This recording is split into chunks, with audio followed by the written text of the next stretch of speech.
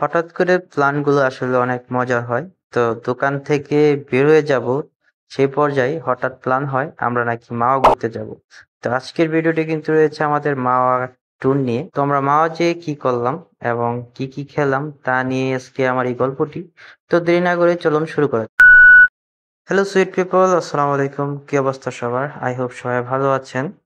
তো দোকান থেকে বের হয়ে যাব। তো হঠাৎই প্ল্যান যে আজকে নাকি মাওয়া যাবে। তো আমাদের আরেকটা প্ল্যান ছিল যে আমরা অন্য একটি জায়গায় যাব, কিন্তু হঠাৎ বলতেছে যে না আজকে আমরা মাওয়া যাব। তো সেই ভিডিও নিয়ে আজকে চলে আসলাম, আজকের এই গল্পটি নিয়ে। তো মাওয়া আসতে না আসতেই কিন্তু শাহজাহান কাকাকে কাজে লাগাই দিলাম, কারণ এখানে মাছ কাটাকাটি নিয়ে কিন্তু অনেক কিছু হয়, যেহেতু প্রচুর ভিড় ছিল সেদিন অফ ডেতে ভিড় থাকার কারণে কাকাকে এখানে বসাই দিছি যে এখানে মাছ কোটা নিয়ে তুমি একটু ব্যস্ত থাকো। তো মাছ কাটাকাটি শেষে কিন্তু আরেকটা কাজে লাগাই দিই, সেটা হচ্ছে বেগুন বাছতে, কারণ এই জায়গায় বেগুনগুলা খুবই ফালতু হয়, অনেকটা পোকা। আর দেখতে তো পাচ্ছেন প্রচুর পরিমাণে ভিড় ছিল, এত পরিমাণে ভিড়, বাইক এবং গাড়ি পার্ক গুলা ফুল ফিল আপ হয়েছিল ওইখানে। তো যাই হোক, ব্যাপার না। তো এদিকে কিন্তু আমাদের অলরেডি মাছ বাজার জন্য রেডি। আর আমরা মোটামুটি অনেক রাত হয়ে যায় যেতে, যেহেতু আমরা দোকান অফ করতে করতে 11টা বাজে।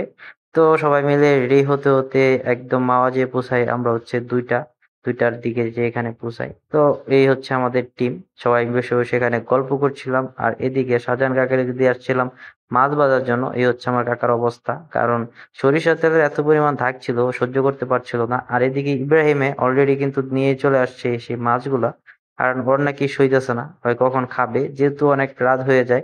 তাই সবার পেটে কিন্তু প্রচুর ক্ষুধা ছিল।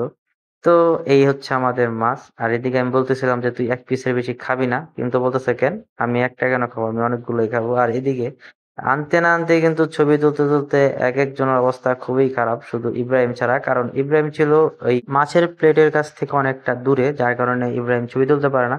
আর এদিকে কিন্তু বিসমিল্লাহ করে এখন খাওয়া দাওয়া শুরু করে দেয়। আর মাছ ভাজাটা কিন্তু ভাই বেশ মজার ছিল, এক কথায় বলতে। আর বরাবর আমার কাছে মাওয়া ঘাটের যে ইলিশ ভাজাটা অনেক মজা লাগে। সবথেকে বেশি ভালো লাগে হচ্ছে ওদের যে লেজের ভর্তাটা, এক কথায় অসাধারণ।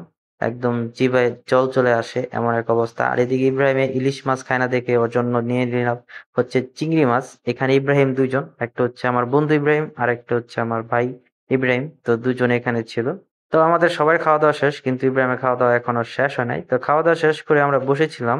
এদিকে আমি খবর পাই আমাদের চিটাগাং রোডের নাকি কিছু ব্যবসায়িক এখানে চলে আসছে। আর ওরা হলো আমাদের শিক্ষকে বলা যায়, যেহেতু ওদের কাছ থেকে আমরা কাজ শিখি, এতটুক রাস্তা এগিয়ে আসি ওদের এই হাত ধরেই এই মেডিসিন জগতে। তো সবার সাথে দেখা সাক্ষাৎ করে চলে আসি ঘাটে। আর এখানে বসে বসে এখন সবাই মিলে জমি আড্ডা দিচ্ছিলাম। আর এখানে বসে বসে চা খাচ্ছিলাম। এই জায়গাটাতে এত পরিমাণে ঠান্ডা বাতাস ছিল যা বলার বাহিরে। তো ছোট একটি ভিডিও ছিল, সবার সাথে শেয়ার করলাম। ভিডিওটি কেমন লাগলো অবশ্যই কমেন্টে বলে দেবেন। ধন্যবাদ সবাইকে।